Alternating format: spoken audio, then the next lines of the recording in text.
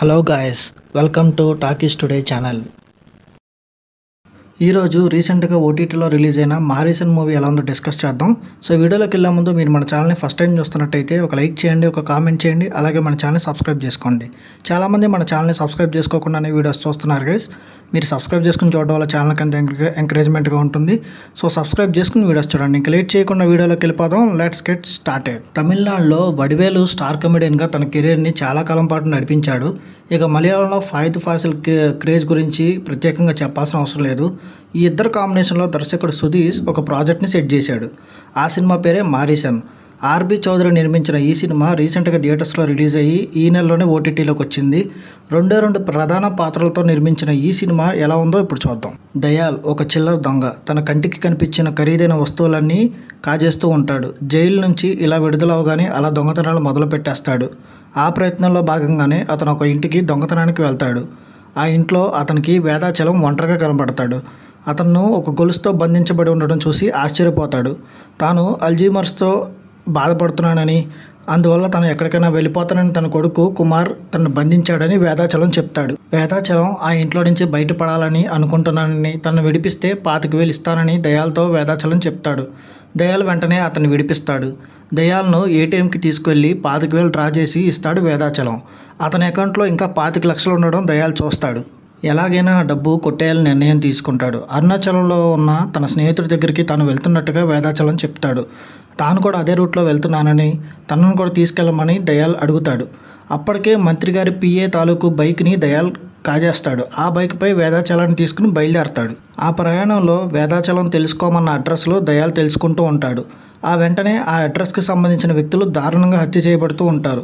అసలు వేదాచలం ఎవరు, అతని వెనుక ఉన్న అసలు విషయం ఏంటి, జరుగుతున్న హత్యలకి అసలు కారకులు ఎవరు, ఈ ఆసక్తికరమైన మలుపులతో ఈ కథ ఎందుకు పరిగెడుతుంది, ఈ విషయాలన్నీ తెలియాలంటే మీరు ఈ సినిమా చూడాలి. మారీసన్ అనే టైటిల్తో తమిళ మలయాళ స్టార్స్ కాంబినేషన్లో డైరెక్టర్ ఈ సినిమాని ఇంట్రెస్టింగ్గా తీయగలిగాడు.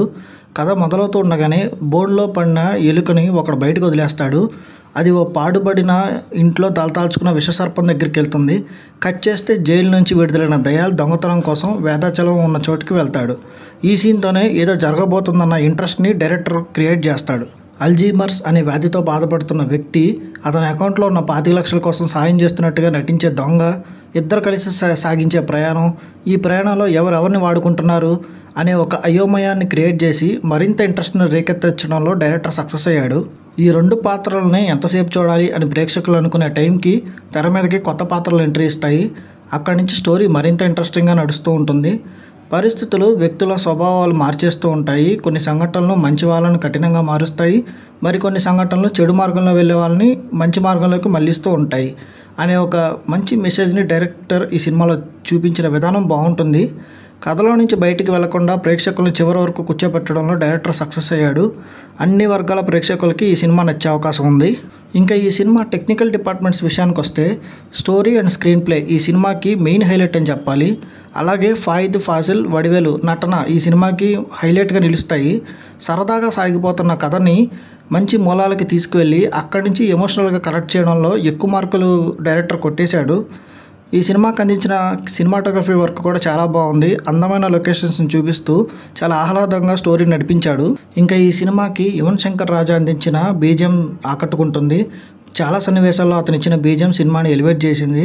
ఇంకా ఈ సినిమాకి అందించిన ఎడిటింగ్ వర్క్ కూడా చాలా డీసెంట్గా ఉంది. ఇంకా ఓవరాల్గా చూసుకున్నట్టయితే జీవితం అనే ప్రయాణంలో ఎక్కడో ఒక చోట స్వార్థాన్ని వదిలేయాలి, త్యాగాన్ని భుజాన వేసుకోవాలి, లేదంటే ఆ జీవితం అసంపూర్ణంగానే మిగిలిపోతుందనే మంచి మెసేజ్ ఇచ్చిన సినిమా ఇది.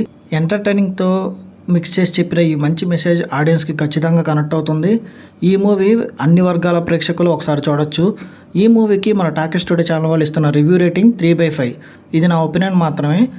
ఒకవేళ ఈ మూవీని మీరు ఆల్రెడీ చూసినట్టయితే ఈ సినిమా మీకు ఎలా అనిపించిందని కింద కామెంట్ సెక్షన్లో మెన్షన్ చేయండి. ఇంకెవరైనా మన ఛానల్ సబ్స్క్రైబ్ చేసుకోకపోతే ఇప్పుడే సబ్స్క్రైబ్ చేసుకోండి.